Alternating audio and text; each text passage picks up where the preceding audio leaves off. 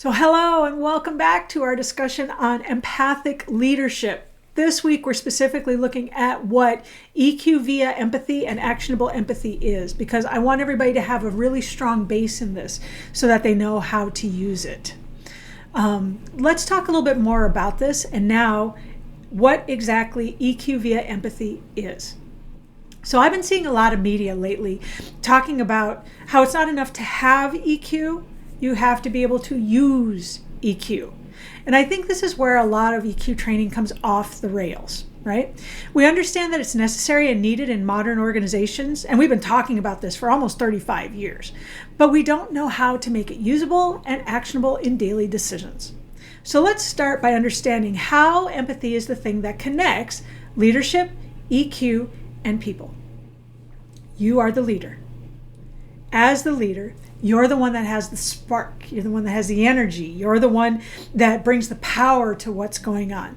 So you, as the leader, you can think of yourself as the electricity within a wall socket. It's there. The potential is there. It's ready to go, but it's being held back.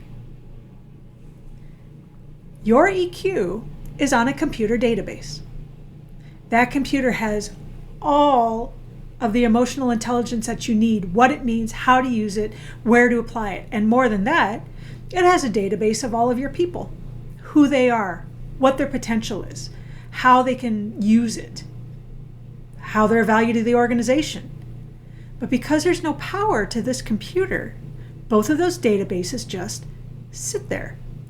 You, in the outlet, want to access it. You're the power. You want to bring these things to light. Empathy is the cord that connects the two. Empathy is the thing that allows you to reach your people and to actually take that power and hit those databases. Use your EQ effectively. That's how that goes together. Without the empathy, you might have EQ on that computer, but actually being able to tap it to help your people is pretty much impossible. That's why we need EQ via empathy. The two go together, but they're not exactly the same. Really, at its core, emotional intelligence talks about being able to recognize, understand, and manage your own emotions. So if empathy is the ability to recognize and understand others' emotions, it's like taking EQ and turbocharging it. Because now it's not just one people, it's all people. That's why empathy is so important. This is what it allows. And let's be real, EQ as a term was coined by John Mayer and Peter Salovey in 1990. And we're still talking about it 35 years later. In fact, it's more important now than ever. So obviously this is something that has a real calling and really needs to be brought to the forefront, or else it would have drifted away like so many other business fads. You know the ones I'm talking about. So here's the first step in making empathy actionable. Let's take a moment and talk about you. All right? When is the last time you took the time to really see the world through somebody else's eyes? And this is hard. As leaders, we are so inundated with so much responsibility and so much stuff, and it has to be done now, and it has to be done quarterly, and it's this short-term being able to put everything together. You shoulder a lot of responsibility. But when is the last time you actually stopped and put yourself in somebody else's shoes? Whether that somebody is your VPs or your managers, your employees, your housekeeping staff, your accountants, whoever. When is the last time you put yourself in their shoes and looked at them as human beings? Remember, in video 1, we called this perspective taking. And it's really important because you're not seeing what's going on with them through your eyes. You're seeing it through their eyes. You're not taking responsibility for any of it, but you are seeing it and trying to understand as best you can. This is step 1. Perspective taking is step 1. And if it's something you haven't done habitually and maybe you don't feel you're very good at, the only way to get better is to practice.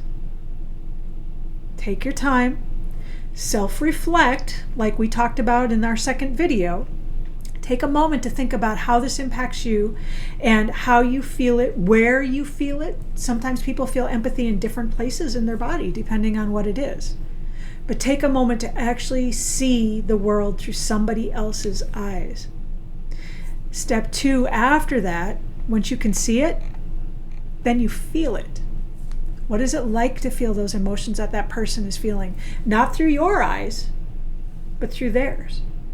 Remember, when you're seeing it through your eyes, you always run the risk of judgment. And empathy and judgment, mutually exclusive. You can't have both. It's one or the other. So take a moment, do some perspective taking, see what they're seeing, and then try to understand what this feels like. Here's the thing. If you do this enough, and you do it often enough, it becomes a habit. There's a zillion different things out there about habits. I've heard that you can form them anywhere from 21 days to 254 days to everything in the middle. But what I do know is it's impossible to form a habit without practicing. Take the time to do it. And by time, it might be 3 minutes. The only way to learn is by doing. Bit by bit, step by step. This is the first path to actually taking empathy and then making it actionable. You start with one person, yourself, figuring out how you're feeling through self-reflection, and then one other person, understanding how to see through their eyes. Barack Obama said that learning to stand in someone else's shoes, to see through their eyes, that's how peace begins. And it's up to you to make that happen. Empathy is a quality of character that can change the world. So if you want to change the world with your leadership, start today by changing your inner world and understanding one other person.